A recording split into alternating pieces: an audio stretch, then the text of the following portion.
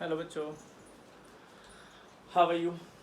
आज जो डिस्कस करेंगे वो अपना नया चैप्टर का, जो अपना एटॉमिक स्ट्रक्चर का, और हम लोग एक्सप्लेनेशन पढ़ रहे थे इलेक्ट्रोमैग्नेटिक रेडिएशंस के बारे में।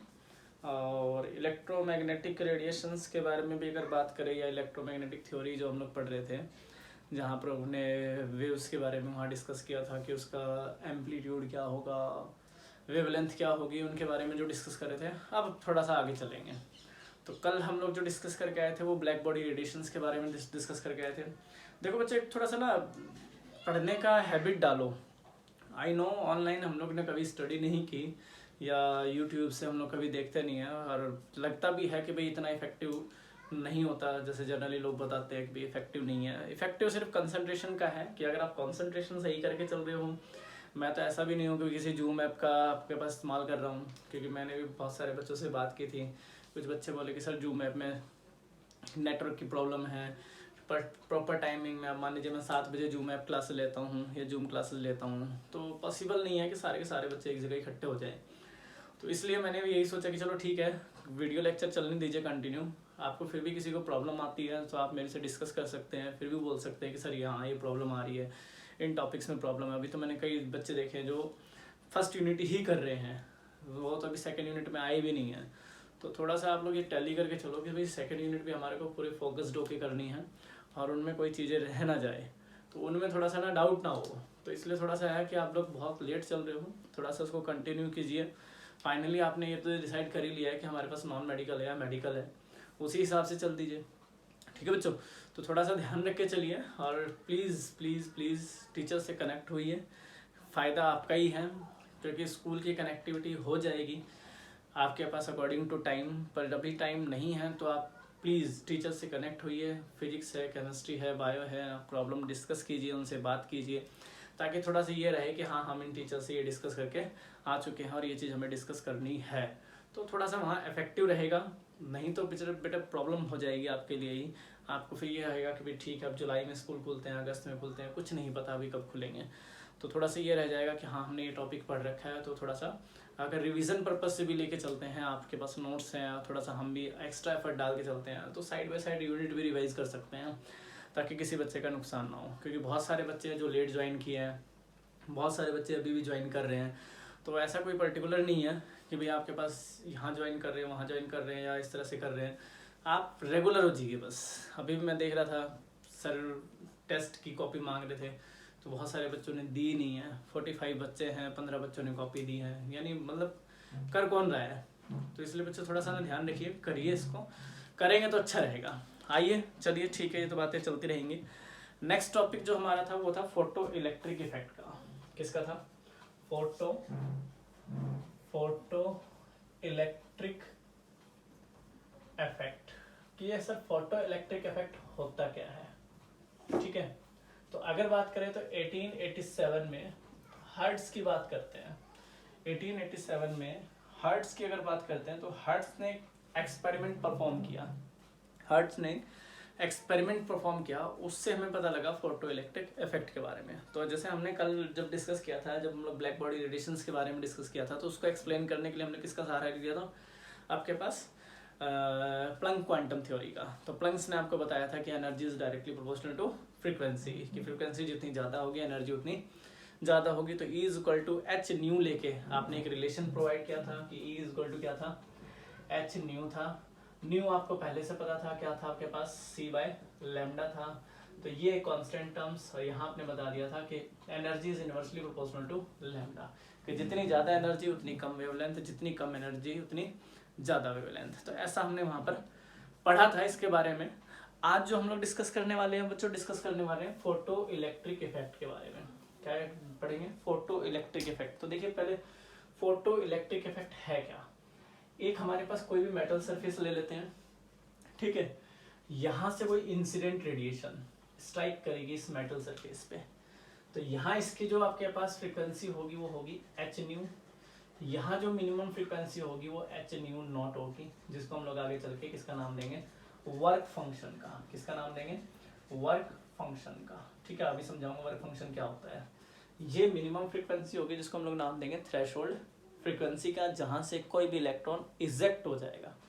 तो यहाँ से क्या होता है कि जब ये इंसिडेंट रेडिएशन अगर मेटल सरफेस पे स्ट्राइक करती है तो यहाँ से इलेक्ट्रॉन इजेक्ट होते हैं जिसकी काइनेटिक एनर्जी होती है ½mv²। क्या होती है? ½ mv²। काइनेटिक एनर्जी सबको पता है कि हम लोग उसको लिखते हैं ½ mv² से। m आपके पास मास होगा, ठीक है, और v आपके पास वेलोसिटी होगी। इनके बारे में आप लोग पहले से जानते हो। तो अब हम लोग यहाँ जिक्र कर रहे हैं सर ये फोटो इलेक्ट्रिक इफेक्ट है क्या। तो इसको हम लोग जनरली यहाँ पर जब बोलेंगे तो इसको नाम देंगे फोटो इलेक्ट्रॉन का। किसका नाम देंगे? फोटो इलेक्ट्रॉन का, ठीक है। इस फिनोमिना को क्या बोल रहे हैं? Photo electric effect. तो हर्ट्ज ने क्या कहा था 1887 में एक एक्सपेरिमेंट परफॉर्म किया जहां किसी मेटल सरफेस पे अगर कोई इंसिडेंट रेडिएशन स्ट्राइक करती है तो वहां से इलेक्ट्रॉन इजेक्ट होते हैं। इस प्रोसेस को नाम दिया जाता है किसका बच्चों?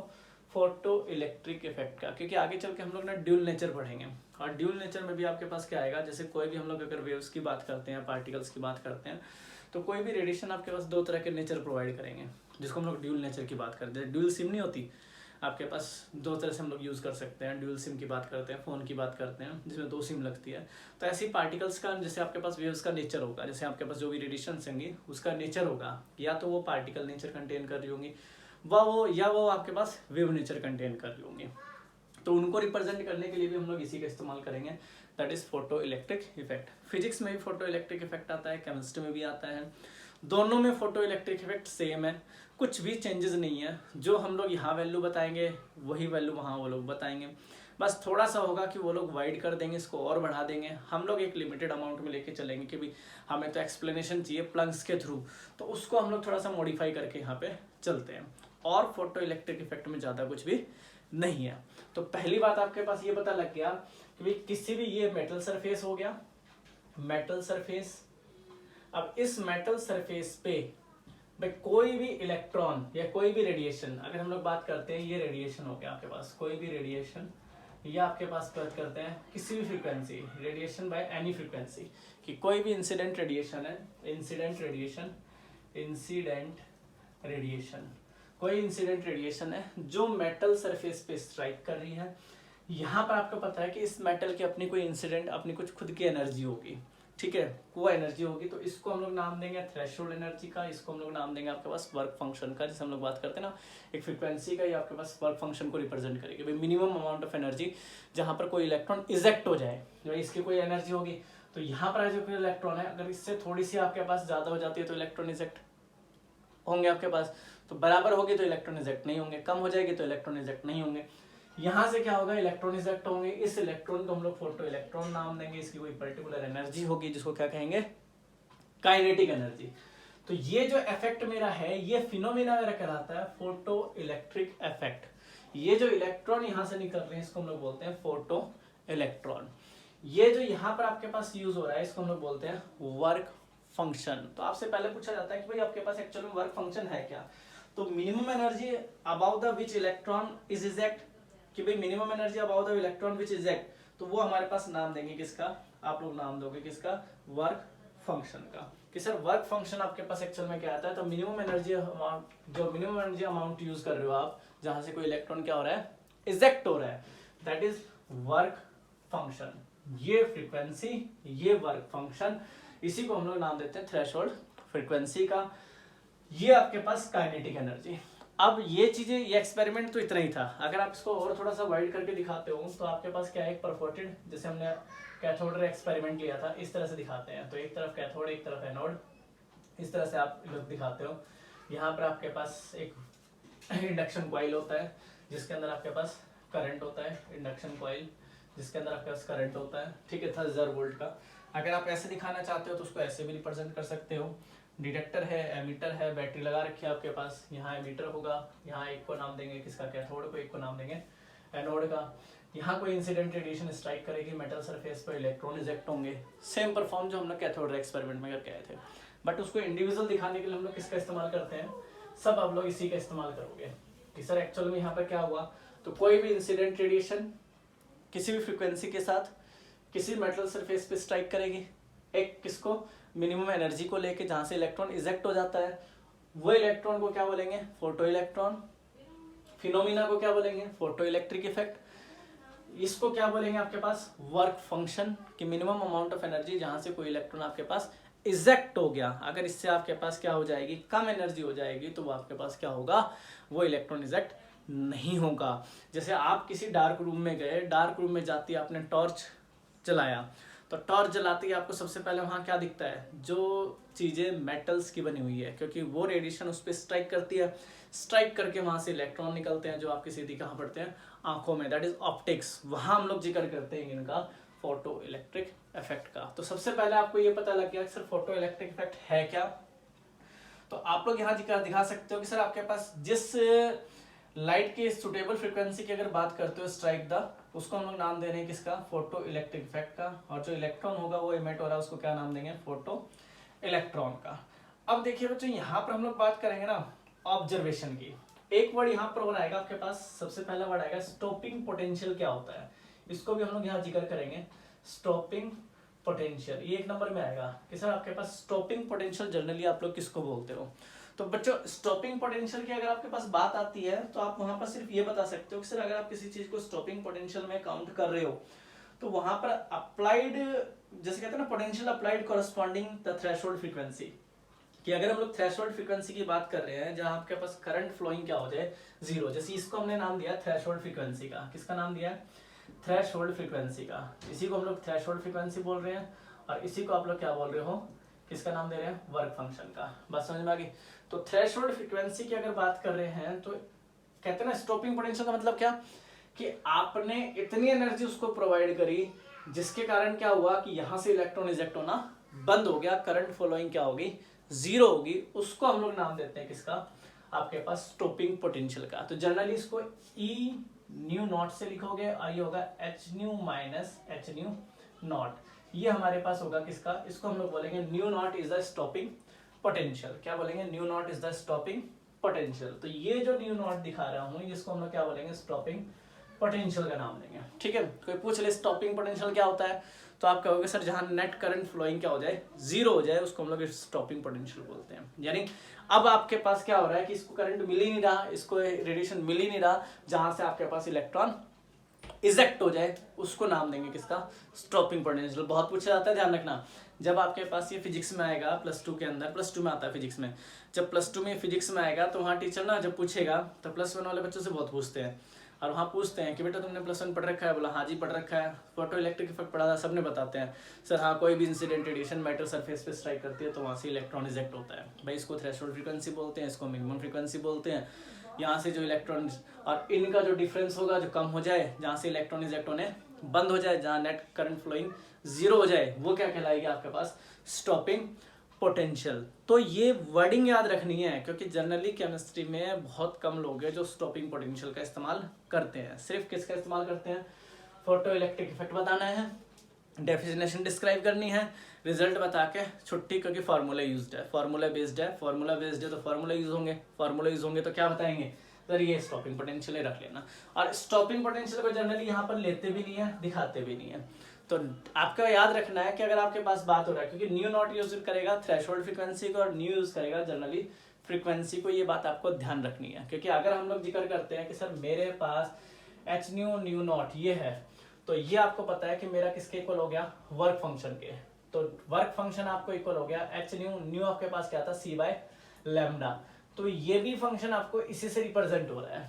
बस समझ में आ गई, ये भी फंक्शन आपका किससे रिप्रेजेंट हो रहा है, इसी से रिप्रेजेंट हो रहा है, जिसको हम लोग किसका नाम दे रहे हैं, वर्क फंक्शन का। तो सबसे पहले दिमाग में रखना है सर आपके पास फोटो इलेक्ट्रिक इफेक्ट है क्या। हर्ट्ज ने सबसे पहले परफॉर्म किया था 1887 में। इसकी परफॉर्मेंस में क्या था कि किसी भी इंसिडेंट रेडिएशन से एक पर्टिकुलर फ्रीक्वेंसी पे किसी भी रेडिएशन को मेटल सरफेस पे स्ट्राइक किया जाता है। जैसे स्ट्राइक करते हैं, यहाँ से कुछ इलेक्ट्रॉन इजेक्ट होते हैं, जिसको नाम देते हैं फोटो इलेक्ट्रॉन का। इस फ्रीक्वेंसी को हम लोग मिनिमम फ्रीक्वेंसी का नाम देते हैं, जिसको हम लोग बोलते हैं थ्रेशोल्ड फ्रीक्वेंसी। जहां से इसके ऊपर थोड़ी सी भी एनर्जी मिली, इलेक्ट्रॉन इजेक्ट हो गया, दैट इज मिनिमम फ्रीक्वेंसी। यहीं से कुछ काम स्टार्ट हो गया तो उसको नाम दे दिया वर्क फंक्शन का। बस समझ में आ गई। तो आपको पता लग गया एच न्यू क्या है, एच न्यू नॉट क्या है, काइनेटिक एनर्जी क्या है। तो अगर काइनेटिक एनर्जी का इनके साथ रिलेशन बनाओ तो बना सकते हो। बात समझ में आ गई। तो भाई किसी भी फ्रीक्वेंसी ऐसा आ रहा था, हमें क्या पता, बस उस मिनिमम फ्रीक्वेंसी को तो क्रैश करेगा, जब तो इलेक्ट्रॉन इजेक्ट होंगे। That is work function. बात समझ में आ गई। और हमें पता है वर्क फंक्शन हम लोग किसके इक्वल रख रहे हैं, ये आपस में इक्वल है। तो न्यू क्या था आपके पास, फ्रीक्वेंसी को रिप्रेजेंट कर रहा है, वो क्या था, सी बाय लैम्डा। तो वर्क फंक्शन भी आपके पास क्या हो सकता है, इनवर्सली प्रोपोर्शनल हो सकता है किसके, लैम्डा के। तो ये छोटे छोटे रिजल्ट हैं जो आपको ऑब्जर्वेशन के तौर पे हमें मिलते हैं। देखिए पहला ऑब्जर्वेशन क्या कहता है, अगर आप इसके ऑब्जर्वेशन की बात करोगे तो फर्स्ट ऑब्जर्वेशन देखिए इसका क्या कहता है। फर्स्ट ऑब्जर्वेशन की बात करते हो तो कहता है कि there is no time lag and between the striking light and beam and eject the electron from the metal surface, and that means the electron are eject from the metal surface as soon as the beam of light strike a surface। यानी कहता है ये पहली observation क्या हुई कि भाई इसके यहां तक आने में ऐसा कोई टाइम मेजरमेंट नहीं है, सिर्फ आया और फ्रैक्शन ऑफ सेकंड से क्या हुआ, यहां से इस पे स्ट्राइक किया, इससे इलेक्ट्रॉन इजेक्ट हो गए। कोई आपके पास मेजरमेंट नहीं है इस चीज का टाइम का कि भाई यहाँ बहुत ज्यादा टाइम नहीं लगता। पहली ऑब्जर्वेशन ये चेक हुई कि फर्स्ट ऑब्जर्वेशन में देखा गया कि इससे यहाँ तक के डिस्टेंस पे हमारे पास इतना ज्यादा टाइम कंज्यूम नहीं होता, या ये ऑब्जर्वेशन में आया कि भाई आपके पास सीधा स्ट्राइक किया, वहां से इलेक्ट्रॉन इजेक्ट हो गए। बस उस फ्रीक्वेंसी को ध्यान में रखते हुए चलेंगे, भाई ये फ्रीक्वेंसी इसके यहाँ मेजरमेंट से ज्यादा होना चाहिए, उस थ्रेशोल्ड फ्रीक्वेंसी से ज्यादा होना चाहिए, जो आपके पास क्या बताएगी, इलेक्ट्रॉन इजेक्ट हो जाते हैं। तो हम लोग इनका डिफरेंस इसके इक्वल आ जाएगा, दिख रहा है ना, इसका डिफरेंस इसके इक्वल आ जाएगा, इसका डिफरेंस इसके इक्वल आ जाएगा। That is kinetic energy, ejection of electron की अगर काइनेटिक एनर्जी फाइंड आउट करोगे, this minus this equal to this.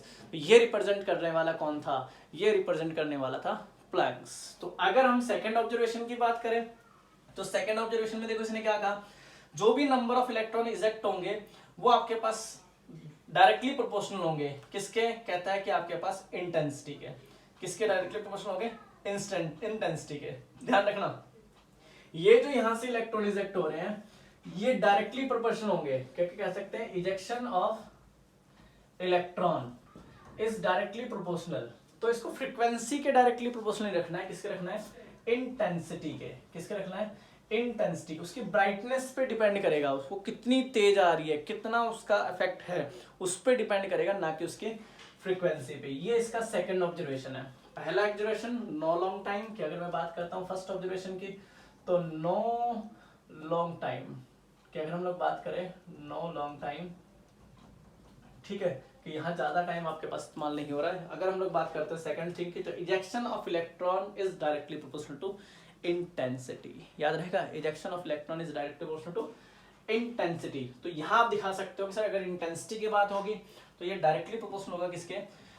फिर आपके पास आता है कि सर आपके पास कैरेक्टरिस्टिक्स है मिनिमम फ्रीक्वेंसी, तो आपने इस मिनिमम फ्रीक्वेंसी को किसका नाम दिया था, थ्रेशोल्ड फ्रीक्वेंसी का। यही तीन ऑब्जर्वेशन हमने पढ़ी है, यही तीन ऑब्जर्वेशन हमारे को जनरल बता रहा है।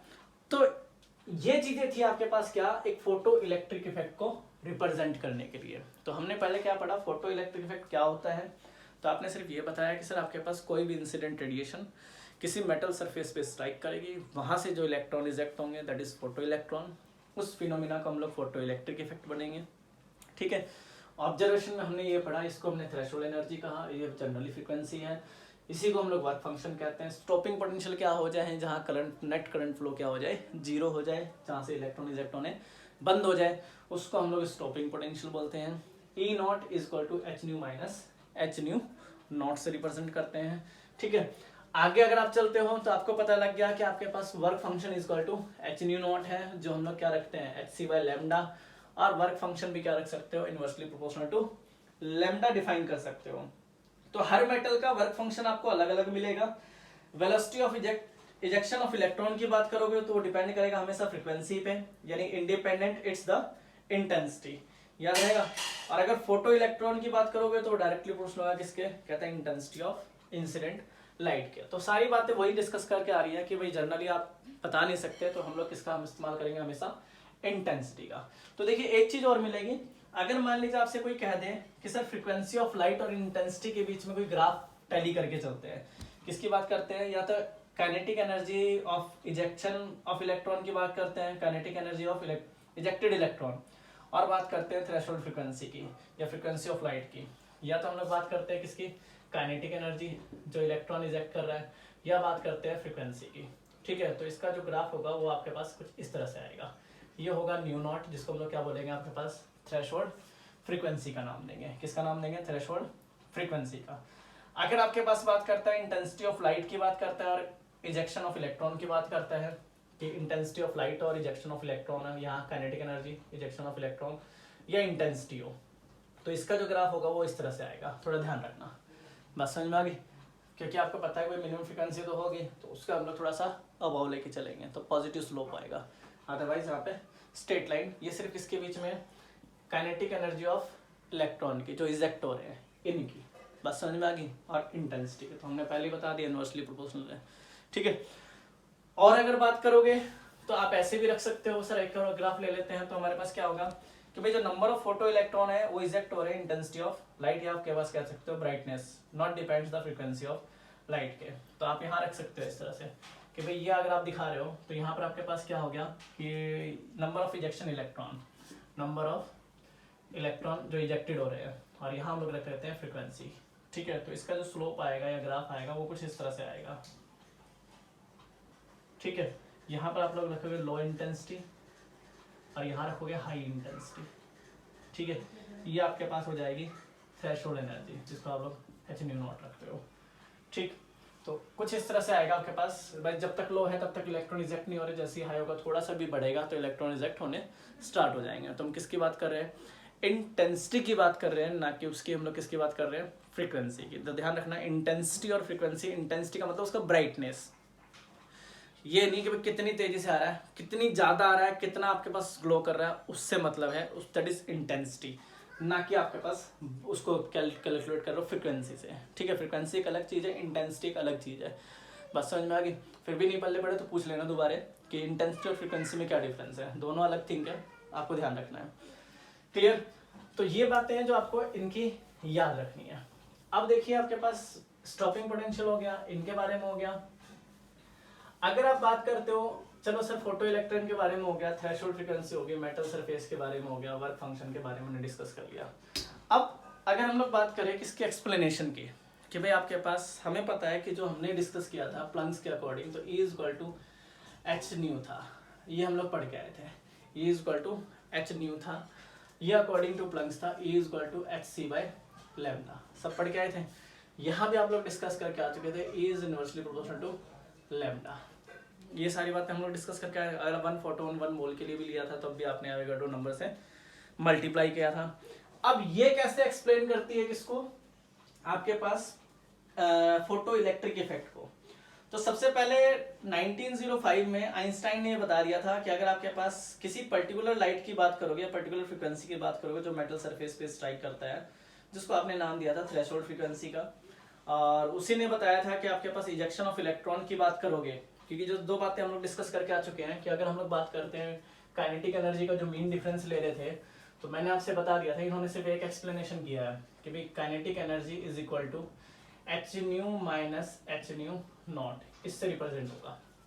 Kinetic energy is equal to H nu minus H nu not. तो अगर आप इसको दिखाओ kinetic energy is equal to, इसका फार्मूले का इस्तेमाल करना है, तो आप कह सकते हो कि E is equal to E not भी रख सकते हो, क्योंकि E is equal to H nu, modification है मैथमेटिकली बस। तो आपको पता है कि h nu minus H nu not, या आप रख सकते हो kinetic energy is equal to, आपको पता है कि एच सी बाय लैम्डा, ये हो जाएगा H C by lambda.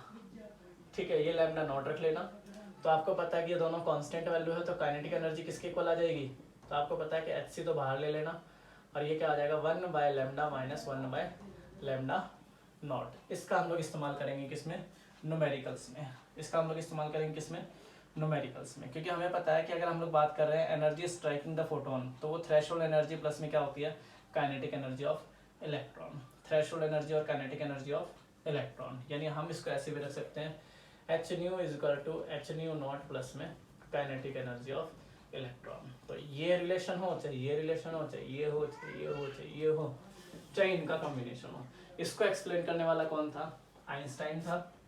Einstein ने इसको 1905 में एक्सप्लेन कर दिया था इस चीज से लेकर, सिर्फ मैथमेटिकली, क्योंकि ये बात तो हम लोग पहले से जानते हैं, थ्रेशोल्ड फ्रीक्वेंसी के बारे में पहले से पता है, स्टॉपिंग पोटेंशियल के बारे में पहले से पता है, उसने मैथमेटिकल इस चीज़ को रिप्रेजेंट कर दिया, तो हमें पता लग गया हम इस फॉर्मूले का इस्तेमाल कर सकते हैं।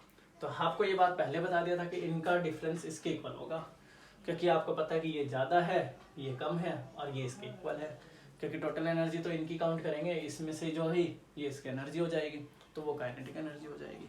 तो ये एक्सप्लेनेशन आपको किसका मिल रहा है, फोटो इलेक्ट्रिक इफेक्ट का।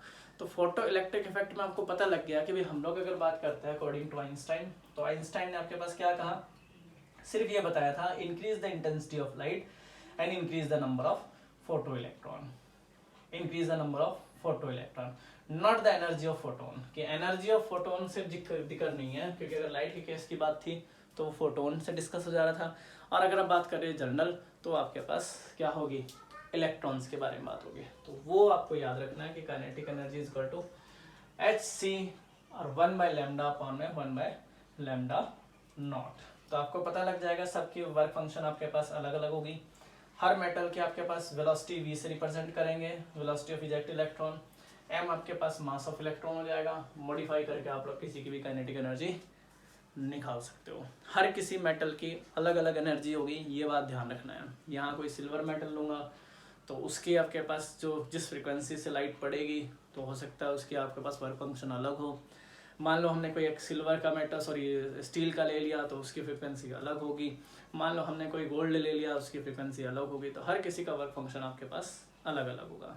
3 टर्म्स याद रखने, photo electric effect, photo electron, stopping potential, threshold frequency, इनके आपस में रिलेशन। तो ये हमारे पास डाटा होगा किसका, फोटो इलेक्ट्रिक इफेक्ट का। एक एक पॉइंट बुक से आपके पास नोट्स भी दे रखे हैं, टैली करते जाना और इसको पढ़ते जाना, ऑटोमेटिक समझ में आ जाएगा। Thank you so much. Next lecture में मिलते हैं।